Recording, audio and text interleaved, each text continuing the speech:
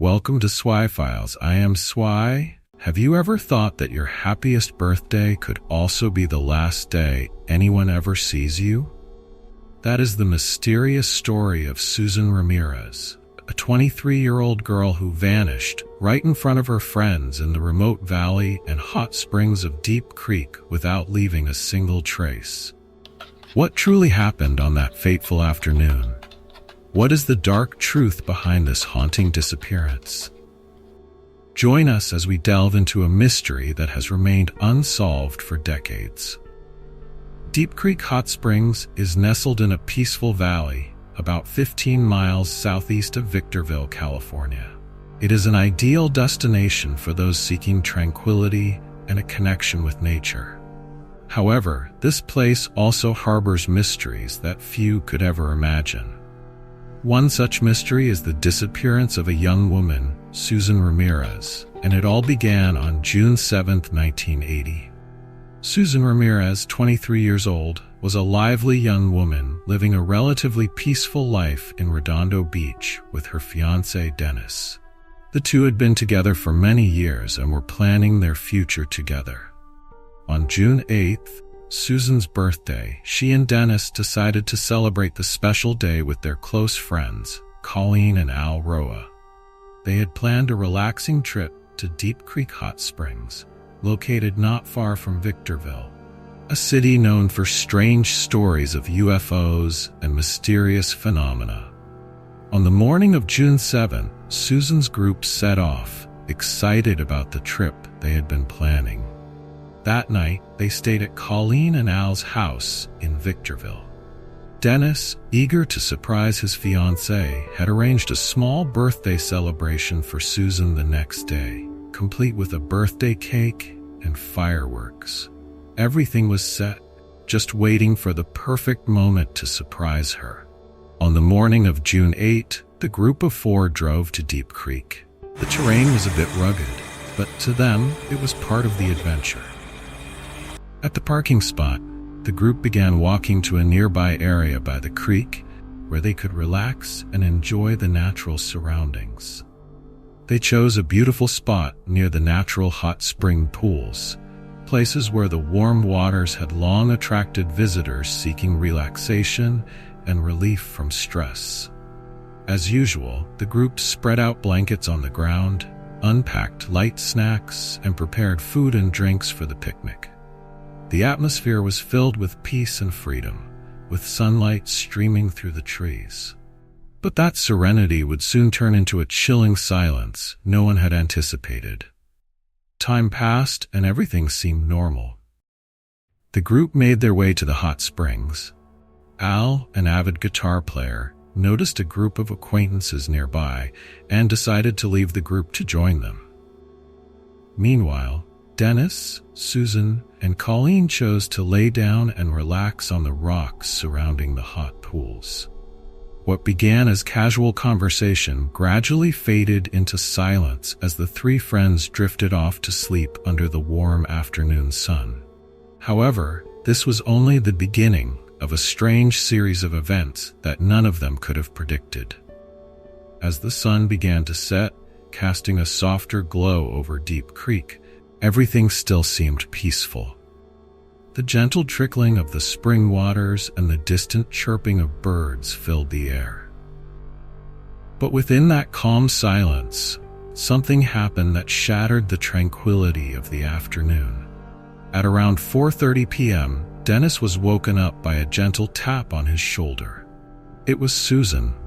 She was frowning slightly, complaining about her eyes. "My eyes are so dry. My contacts are really bothering me," she said to Dennis, her voice low and hesitant. "I'm going to head back to the car to get some cleaning solution." Still drowsy, Dennis just nodded and drifted back to sleep as Susan walked away. None of them knew that this would be the last time they ever saw Susan. About an hour later, at 5:30 p.m., Colleen woke up. She sensed an unusual silence enveloping the surroundings. Where was Susan? And Dennis was no longer lying on the rock either. Colleen looked around, but all she saw were barren rocks and the calm stream flowing by. An uneasy feeling began to grow in her chest. She quickly left the hot spring and went to find Al, who was playing guitar with a group of friends nearby. When Colleen found Al, they quickly decided to return to the campsite near the car to search. They must have gone back there, she thought, trying to reassure herself. But when they arrived, there was no sign of Susan or Dennis. Only the unopened bag containing the contact lens cleaning solution that Susan had mentioned remained untouched. Everything was still intact, as though no one had ever been there. The group started to panic. They decided to split up and search the nearby area. As they walked along the stream, the soft wind rustling through the trees seemed to accentuate the eerie silence of the surroundings. Then suddenly, from a distance, they heard a faint voice calling out between the rocks. It was Dennis. Colleen and Al hurried toward the sound, scrambling over large, jagged rocks to find him. And then they witnessed the strangest scene they had ever seen. Dennis was lying half in the water, half on a rock, his head tilted back as if staring straight up at the sky. On his forehead were 3 large, deep gashes exposing flesh, and on the back of his neck were 2 large swellings, as if he had been struck violently. Colleen, shocked, asked, "Dennis, what happened? Are you okay?" Dennis looked up, his eyes glazed and confused. "What happened? I don't even know where I am," he replied in a weak voice. "I feel like I got beaten up, but I don't remember anything. Nothing. I don't know what happened."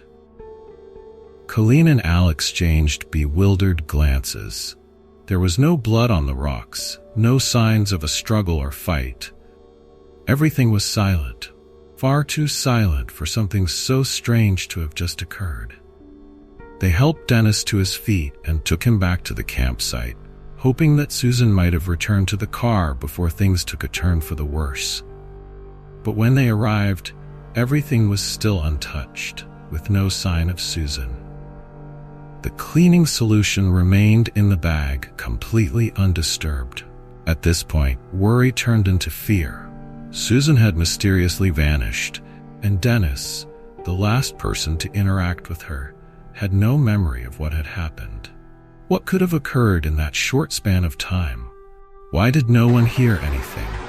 And why, as soon as they returned to the car, did the group fall into a strange state? They suddenly felt unusually drowsy and exhausted. As night fell, under the dim glow of the campfire, Colleen, Al, and Dennis tried to stay calm, but fear was creeping into their minds. Why hadn't Susan returned? And why had everything become so strange? Little did they know, from the moment Susan left the group to get her contact lens solution, a series of mysterious events had begun, leading to her unsolved disappearance, an event that would forever haunt her remaining friends. All 3 of them fell asleep and slept through the entire night. They had consumed a lot of beer and depressants. These substances usually don't wear off within 24 hours, so their lingering effects could explain the drowsiness and lack of concern the group displayed. The next morning, June 9th, as the sun began to rise, they decided to resume searching for Susan, but their initial efforts yielded no results. There were no signs of her, no indication that she had returned to the campsite or gone to any of the other hot springs. Their anxiety grew, and eventually, Al and Colleen decided to drive out to report the incident to the police, while Dennis stayed behind to continue searching. Once the police were notified, they quickly arrived at the scene and began their investigation. Initial interviews with the group revealed more strange details. According to witnesses, the group had consumed a considerable amount of beer, and the police suspected they might have used some type of depressant, although the group adamantly denied this. Questions were raised about whether they had been too intoxicated or influenced by substances, as all 3 had fallen into a strange state of drowsiness right after returning to the car and lighting the fire. But this decision caused controversy. It was an unusual delay in such a serious missing person case. Why didn't they notify the police the night before? Many theories emerged, but one thing the police later believed was that the group had been too drunk or under the influence of substances, leaving them unable to respond properly to the situation. They were likely afraid of being caught in an intoxicated state when reporting to the police, which led to their decision to wait until they were sober. Susan Ramirez had been living with Dennis for several years, and they were engaged. Everyone said they had a good relationship with no conflicts. Colleen and Al also mentioned that the night before Susan went missing, they all had a great time with no arguments. Before Susan's disappearance, there had been no sign of conflict. The disappearance took place in a deep canyon, at least half a mile from the picnic area. In this canyon, one could travel 10 miles upstream or downstream, but there were only a few exits, and these were areas that typically saw a lot of foot traffic. This area is very remote. Susan had no history of impulsive behavior. Her friends described her as careful, methodical, and showing no signs of suicidal tendencies. She had no life insurance and was known as a kind person. Her contact lens solution was never used, and she was never found. The police arrived at the scene after being notified and interviewed the 3 group members about what had happened. About halfway through the interview, one of the officers decided to call in a search and rescue team, as the area they needed to search was vast and might require aerial support. That night, they brought in additional officers and began searching the canyon. They also spoke with people who were present in the canyon and found a few witnesses who said they had seen Susan with the group of 3 at the hot springs. When asked if they saw her leave the canyon, no one reported seeing her exit.